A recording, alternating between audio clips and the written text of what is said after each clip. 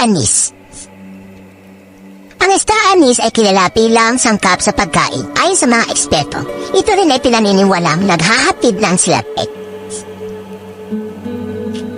Napatunayan na ito ay epektibo sa pagdami ng pera at tumatawag ng swerte. Paano gamitin ang star anise bilang ritual sa negosyo?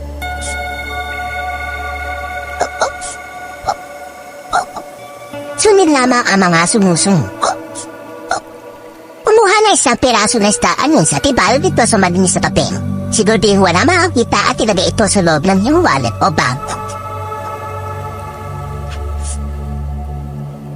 Kapag nagawa mo ito, siguraduhin lamang ng may sapat kang paniniwala para mag-manifest ang iyong mga hinahangat. Magugulat ka na lamang at mararamdaman mo ang pagdami ng mga customers mo at puputaktihin ka sa iyong negosyo.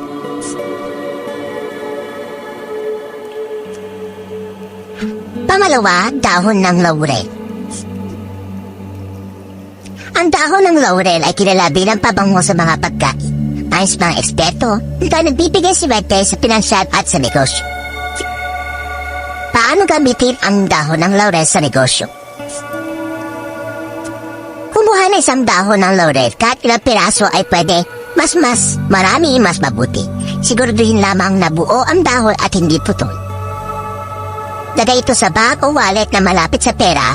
Ang pera kapag nakakaamoy ng laurel, ito ay mas lalo pang dadami. Mas mainam na magkatabi ang pera at laurel upang mas mapabilis ang pagdami nito.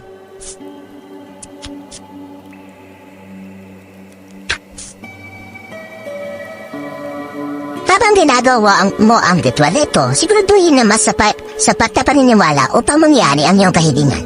Magugulat ka na lamang at uularin ka ng blessings.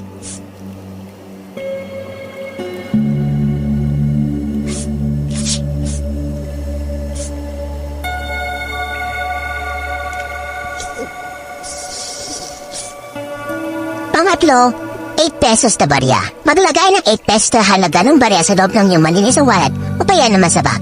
Mas mainam kung ibahat mo ito sa malinis na papel at siguraduhin huwag mahawakan ng iba. Kapag nagawa mo ito, siguraduhin na huwag mo itong ipagsabi o kaya huwag mo itong ipakita kahit kanino para hindi mawala ang swerte.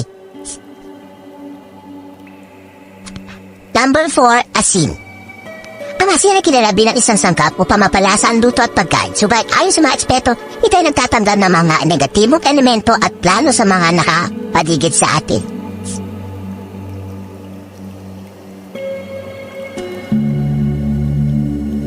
Pinapalakas nito ang enerhiya ng mga taong may malinis na intensyon at hangarin.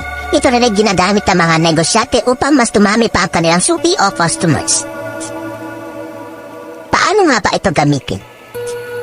Kumuha na isang kutsara na asin at ibalit ito sa malinis na papel. Ilagay mo ito sa loob ng iyong wallet o bag. Maaari ka rin maglagay ito sa harap ng tindahan. Ilagay ito sa garapon.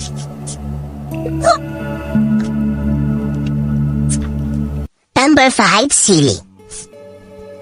Sa lahat ng nabanggit, ito ang pinakamalakas na maghigayat ng mga suki o customer. Dahil sili na buwis, kredin lamang na sariwa pa ito bago mo gawin ang ritual. Paano gamitin?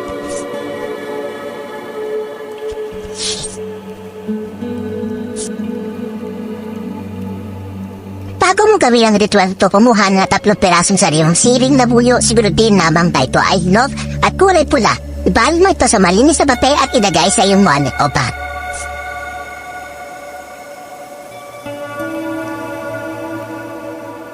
Paano mo rin itong ilagay sa iyong tindahan? Dapat hindi ito makita ng tao. Paano mo rin itong ilagay sa iyong tindahan? Kapag nagawa mo ito, magugulat ka sa magiging resulta nito. Ito ang pinakamabilis na ritual upang dumupin ka ng mga suki.